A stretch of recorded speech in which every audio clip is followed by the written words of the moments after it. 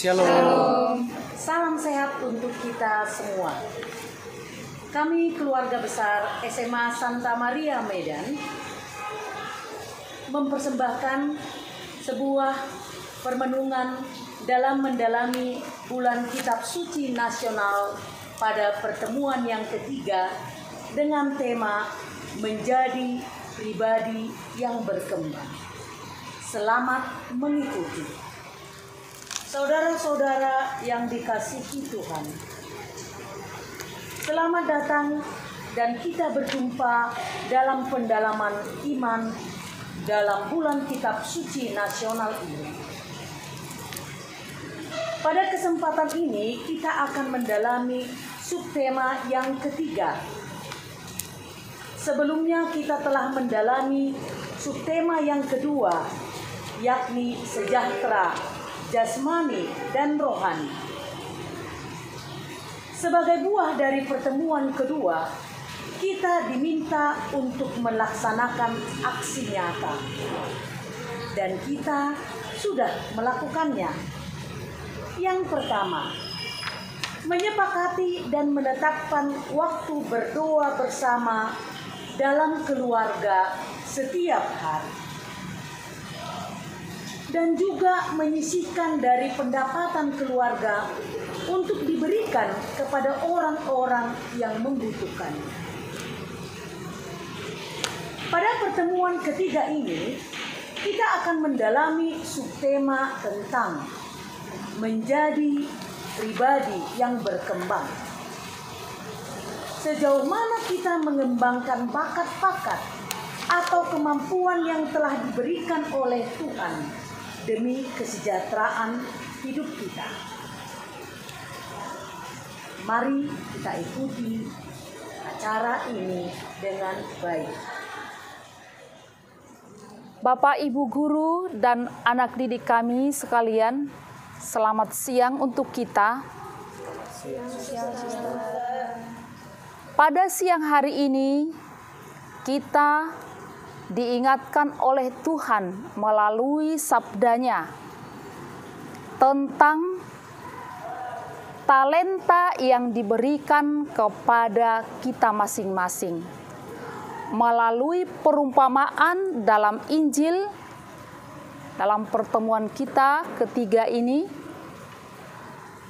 diceritakan bahwa seorang tuan memberikan talenta kepada muridnya masing-masing sesuai dengan kemampuannya. Ada yang 5, ada yang 2, dan ada juga yang 1. Perlu kita ingat, sesuai dengan kemampuannya. Ternyata talenta yang diberikan itu berkembang atau tidak tergantung dengan orang yang menerima. Bukan soal banyaknya. Seorang tuan yang memberikan itu tidak menuntut harus melimpah, karena dia percaya, maka dia memberikan sesuai dengan kemampuan masing-masing. Yang diberikan 5 talenta, dengan sekuat tenaga dia mengembangkan, sehingga ketika dia kembali kepada tuannya, dia membawa 5 talenta lagi, sehingga berkembang menjadi 10. Demikian juga yang 2 talenta dikembangkannya. Tetapi kepada yang ketiga yang diberikan 1 talenta, tuannya sangat kecewa karena dia tidak mengembangkan, melainkan mengubur. Karena dia sudah takut dengan konsekuensi. Duluan dia takut dan menyerah, dan bahkan menghakimi tuannya yang memberikan. Anak didik kami, melalui Injil hari ini ada hal yang bisa kita pelajari. Tentunya pelajaran yang baik dari kedua orang yang mengembangkan talentanya, yang 5 dan yang 2.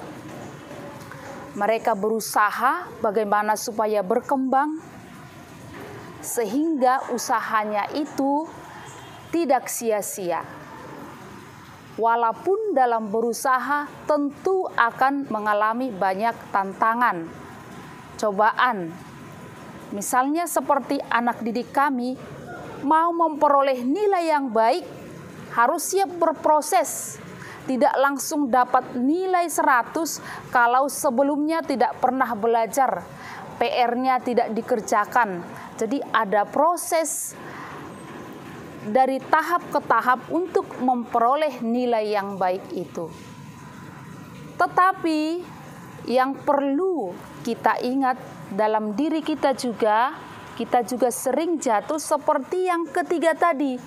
Tidak mengembangkan talenta yang diberikan Tuhan. Apa itu?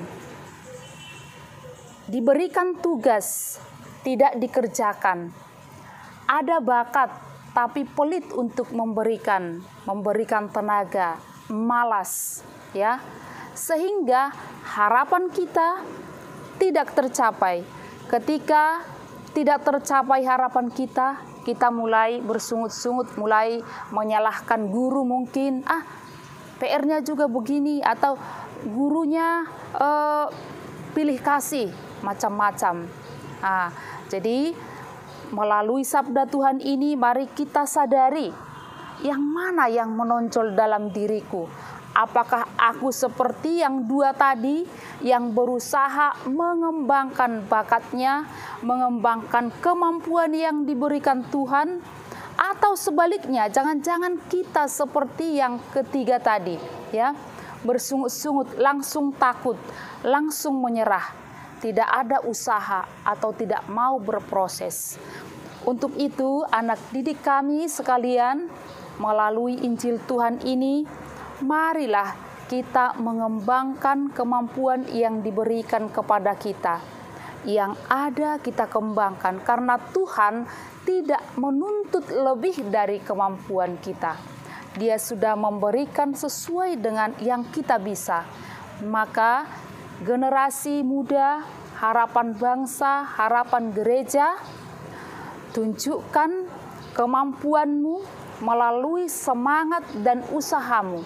Demikianlah cara kita mengembangkan talenta yang diberikan Tuhan. Karena perlu diingat, penyesalan selalu datang terlambat. Maka supaya tidak menyesal di kemudian hari, kenapa aku waktu sekolah tidak rajin belajar ya? Kenapa waktu aku sekolah tidak aktif ikut kegiatan?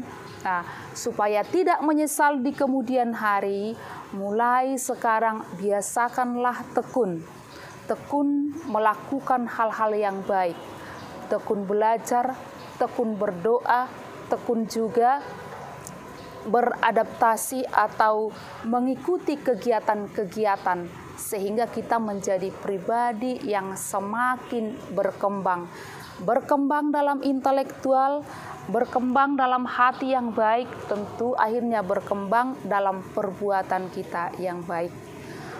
Itu sebagai pengantar dari saya, dan saya mohon dilanjutkan oleh Bapak Ibu Guru. Terima kasih. Menjadi pribadi yang berkembang. Saya rasa topik yang diambil oleh Badan Kitab Suci Nasional pada pertemuan ketiga dalam pendalaman iman pada kesempatan ini merupakan sebuah topik yang sangat menarik untuk dibahas. Mengapa saya katakan demikian? Topik ini sederhana, tetapi ini adalah salah satu topik yang sangat aplikatif yang selalu kita jumpai dalam aspek kehidupan manusia. Kebanyakan setiap individu tidak menyadari apa yang harus dikembangkan dalam setiap diri.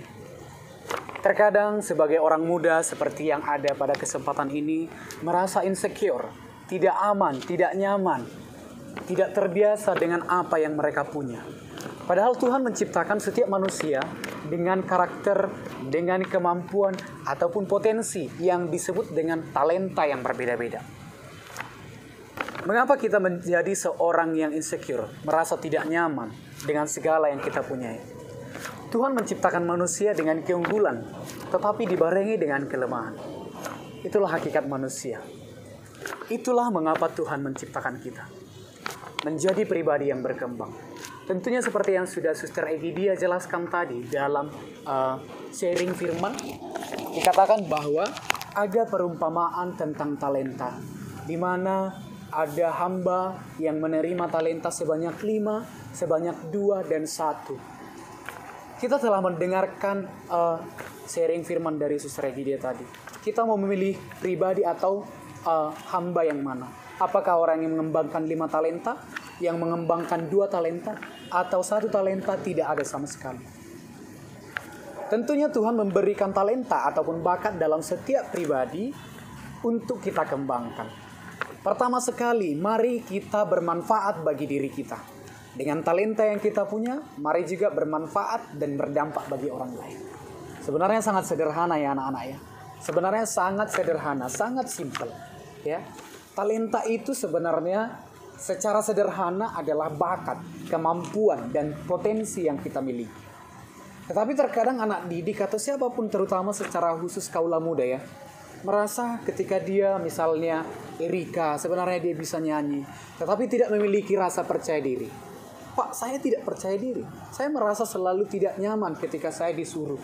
Ya, talenta adalah tanggung jawab kita. Talenta merupakan anugerah dan karunia. Tetapi yang menjadi tugas kita, bagaimana upaya kita mengembangkannya? Bagaimana upaya kita membuat talenta tersebut bermanfaat untuk diri kita dan mengembangkannya serta membagikannya dengan orang lain juga. Bagaimana memanfaatkan diri kita kepada orang lain?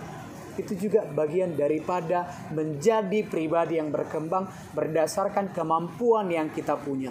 Ingat, tanda kutip seperti yang dikatakan oleh Suster Egidia, kemampuan. Setiap orang memiliki kemampuan yang berbeda-beda. Nah, pada kesempatan ini, berdasarkan pengantar dari Ibu Pasaribu, kemudian sharing firman yang singkat tadi dari Suster Egidia, saya mau bertanya kepada kita semua di sini.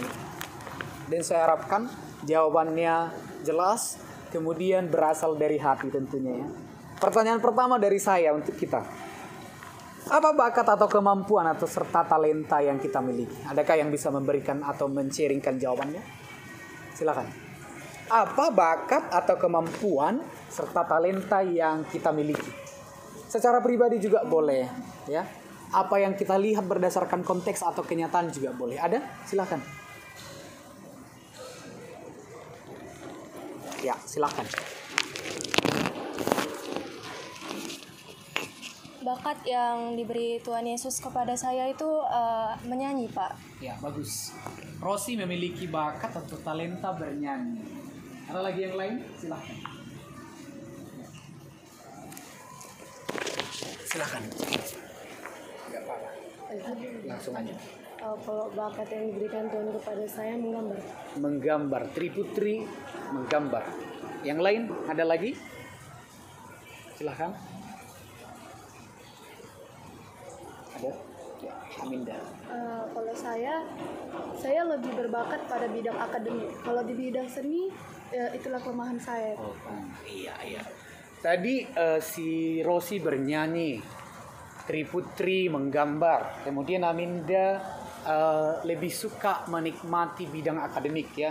Contoh misalnya olimpiade, mengikuti lomba karya ilmiah, dan tentunya ada yang lain lagi. Ada bakat saya berdangdut, Pak, boleh? Itu bakat. Tidak semua orang bisa berdangdut kan? Tidak boleh kan? Apakah semua orang bisa menari? Tidak ya? Apakah semua orang bisa menghibur dengan lelucon atau cerita lucu yang dimiliki? Tidak ya? Tentunya tidak. Itulah kuasa Tuhan. Itulah adilnya Tuhan. Kepada setiap individu, kepada setiap orang diberikannya bakat serta kemampuan yang berbeda-beda. Untuk apa? Pada hakikatnya manusia adalah makhluk individu. Artinya, setiap manusia memiliki keunikan, karakter, sikap, tingkah yang berbeda-beda. Namun manusia juga merupakan makhluk sosial. Itulah gunanya tadi. Bakat Triputri menggambar, si Rosi bernyanyi, Suster Egidia mencipta lagu, Ibu Pasaribu menari, multi-talent, dan lain sebagainya. Tuhan pertemukan kita untuk saling melengkapi, saling mengisi, saling berbagi, tentunya menjadi pribadi yang berkembang. Sederhana ya? Sederhana kan? Kemudian pertanyaan yang kedua dari saya untuk kita. Adakah kita menyadari itu sebagai anugerah dari Tuhan? Atau ada di sini tidak pernah mengatakan, atau you never talk to yourself, you never say that your talent is not God's gift. Kamu tidak pernah menyadari bahwasanya talentamu isn't God's gift, ya? That is wrong opinion. Itu merupakan sebuah asumsi ataupun pendapat yang salah. Sebagai orang yang beragama, sebagai orang yang mensyukuri nikmat Tuhan, kita tentunya menyadari bahwasanya talenta itu merupakan karunia ataupun anugerah Tuhan. Atau ada di sini yang belum menyadari bahwasanya talenta yang kita miliki itu bukan anugerah atau karunia Tuhan? Ada? Tidak ya? Berarti kita semua benar-benar tahu, sadar bahwasanya our talent is God's gift. Ya, ingat itu. Keseringan kita melupakan. Dengan cara seperti apa? Tidak bersyukur. Itu tadi. Kelemahan kaula muda seperti kalian pada saat ini adalah satu kata, insecure. Ya kan? Selalu merasa tidak nyaman dengan dirinya sendiri. Rosi memiliki kemampuan bernyanyi yang bagus ataupun mumpuni. Tetapi ketika Suster Egi mengatakan, Rosi tolong biasakan cover lagu sederhana kemudian posting. Dia bernyanyi di kamar, tetapi setelah itu tidak mau memposting. Dia bernyanyi dengan bagus, mengeditnya dengan bagus, ya. Tetapi tidak mau memposting. Itu insecure. Dikit-dikit dipostingnya satu foto, dipostingnya satu kegiatan dia bernyanyi, setelah itu dihapus. Itu salah satu hal yang tidak boleh dikembangkan. Tetapi hal-hal yang positif untuk kemajuan diri kita, untuk menunjukkan bahwasanya kita mensyukuri yang diberikan Tuhan berdasarkan kemampuan kita. Mari berdampak bagi diri sendiri, bermanfaat bagi orang lain, saling berbagi. Ya. Jangan menjadi pribadi yang insecure. Itu pesan yang bisa saya berikan kepada kaum muda, tambahan dari yang Suster Egi dia sampaikan tadi. Nah, kemudian yang ketiga, pertanyaan saya untuk kita. Adakah kita mengembangkan talenta tersebut demi kesejahteraan hidup? Adakah kita mengembangkan talenta tersebut demi kesejahteraan hidup? Dan apa yang kita lakukan untuk mengembangkan potensi atau talenta yang Tuhan berikan kepada kita? Adakah yang bisa menjawab? Adakah kita mengembangkan diri demi kesejahteraan hidup? Ada, Pak. Ya. Seperti anak-anak kita mengikuti pertandingan, Ya. Dia akan mendapat kemenangan berupa kejuaraan, dan bahkan sering hasil kemenangan itu dihitung dalam materi seperti sekian juta, dan mungkin itu akan bisa digunakan demi kesejahteraan. Luar biasa. That is simple answer. Jawaban yang sederhana tetapi benar-benar nyata dalam kehidupan. Bagaimana upaya yang kita lakukan untuk mengembangkannya? Tentunya seperti yang disampaikan Ibu Pasaribu tadi. Kita mengikuti. Kita mau dibimbing. Kita mau menyumbangkan kemampuan yang kita punya melalui tindakan. Tentunya dua kata kunci di sini. Belajar dan berupaya. Ingat ya. Belajar dan berupaya. Setiap manusia tadi diberikan talenta, begitu ya. Tetapi kita harus sadar, kita juga manusia memiliki keterbatasan. Tetapi untuk semakin mengembangkan talenta yang diberikan Tuhan, untuk menjadi pribadi yang berkembang, maka kita harus do it well. Lakukanlah yang terbaik, ya kan? Kemudian do it with your effort. Lakukanlah itu sesuai dengan kemampuanmu berdasarkan usaha serta kemampuan yang kamu miliki. Belajar dan berupaya. Ingat, itu harus kita aplikasikan dalam kehidupan kita sehari-hari. Ya, bisa dimengerti ya? Oke, tentunya bisa dimengerti karena sangat sederhana. Pertanyaan yang keempat, itu adalah apa tantangan yang dihadapi untuk mengembangkan talenta tersebut? Iya, silakan, Ria. Yang pertama sih kan anugerah yang diberikan Tuhan pada saya itu salah satunya adalah menyanyi. Nah, tantangan yang ada dalam saya itu adalah yang pertama tuh tidak percaya diri atau grogi. Melihat orang yang lebih dari kita langsung grogi yang rendah. Saya sudah merasa kalah gitu. Terus saya juga takut resikonya. Bagus. Cukup sekian mungkin. Luar biasa tentunya jawabannya. Tepuk tangan dulu ya kan. Nah, itu dia jawaban dari Tria, sangat tepat dan sangat benar. Tantangan yang sering kita jumpai dan kita hadapi itu berada dari diri kita sendiri. Tadi tidak percaya diri, kemudian takut resiko. Belum mencoba sudah kalah duluan. Ya kan? Takut resiko, takut mencoba. Kemudian yang paling utama yang selalu kita jumpai, bahwasanya orang bijak mengatakan musuh utama manusia sendiri adalah dirinya sendiri. Maka yang paling utama di sini yang menjadi tantangan untuk menjadi pribadi yang berkembang adalah bagus, rasa malas, kemalasan. Itulah yang menjadi tantangan. Kemalasan, takut resiko, tidak percaya diri, sudah kalah sebelum berjuang dan lain-lainnya, itu menjadi tantangan terberat yang kita jumpai pada saat-saat kapanpun itu, ya. Jadi saya rasa untuk hal ini sebagai pendalaman sederhana untuk anak-anak kami semua, yang pertama kita menyadari bahwasanya Tuhan memberikan kita talenta dan kita sadar. Kemudian kita harus mensyukuri talenta yang diberikan Tuhan. Untuk itulah kita harus menjadi pribadi yang berkembang. Dan yang ketiga, kita harus belajar dan berupaya untuk mengembangkan talenta tersebut, menjadi pribadi yang berkembang atau terus mengalami kemajuan.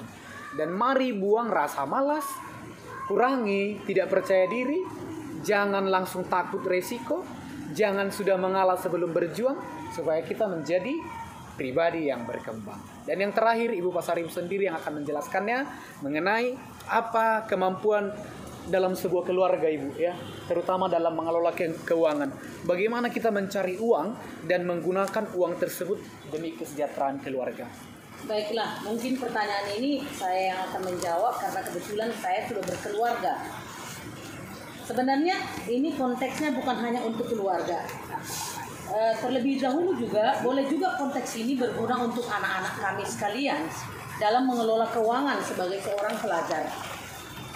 Kadang talenta dan kemampuan yang kita miliki sebagai seorang pelajar itu kita bisa menjadikan menjadi sumber keuangan dari diri kita sendiri. Seandainya apabila orang tua kita tidak berkemampuan besar untuk materi yang akan menutupi kebutuhan kita, kita boleh menggunakan bakat kita tersebut untuk menghasilkan sejumlah uang yang akan kita manfaatkan demi pengembangan kita dengan mengikuti kegiatan-kegiatan yang akan memberikan insentif kepada kita. Seperti pengalaman hidup, sebuah sharing pengalaman hidup. Ada seorang anak yang dulu keadaan kemampuan ekonomi orang tuanya adalah pas-pasan. Namun dia memiliki banyak talenta. Lantas dengan talentanya itu dia mulai mengajar. Sewaktu SMP dia sudah mengajar grup-grup belajar anak-anak dan dia mendapat insentif. Grup belajar tari, dia mengajar dengan kemampuannya dan dia mendapat sejumlah uang, dan itu digunakan demi kemajuan pendidikannya di sekolah. Itu mungkin bisa menjadi satu pilihan untuk pelajar-pelajar zaman sekarang. Nah, sekarang kembali kepada kemampuan dalam keluarga, kemampuan untuk mengelola keuangan. Sebagai penopang dalam keluarga adalah suami yang akan menopang finansial dalam keluarga. Namun di zaman modern ini karena kebutuhan yang begitu banyak dan begitu ragam, menginginkan juga seorang istri ikut membantu suami dalam menopang ekonomi atau membantu penambahan finansial dalam keluarga. Memang seorang suami itu adalah sebagai penopang utama keuangan keluarga, tetapi kebijaksanaan pengelolaan keuangan dalam keluarga itu pada umumnya adalah harus diatur oleh seorang istri. Seorang istri itu harus benar-benar mampu mengelola keuangan yang dipercayakan suaminya kepadanya untuk memenuhi seluruh kebutuhan keluarga, baik saat ini maupun untuk masa depan. Kikir, hemat itu boleh tetapi tidak kikir. Dalam arti hemat, simpanlah untuk masa depan kalau memang bisa disisihkan sedikit demi sedikit demi kebutuhan keluarga di masa depan. Tapi bukan berarti kikir sehingga kamu tidak bisa mengikuti kebutuhan zaman sekarang. Tapi buatlah keuangan keluarga itu mengutamakan skala prioritas. mana yang duluan dipenuhi, mana yang kemudian, mana untuk masa depan. Jadi ekonomi dalam keluarga itu selain ditopang oleh suami, kepercayaan yang diberikan kepada istri oleh suami untuk mengelola sejumlah uang hendaknya dikelola dengan baik, hemat, dan berdaya guna untuk masa depan keluarga. Sehingga semua kebutuhan keluarga dapat dipenuhi dengan baik. Kira-kira begitu pendapat saya. Terima kasih.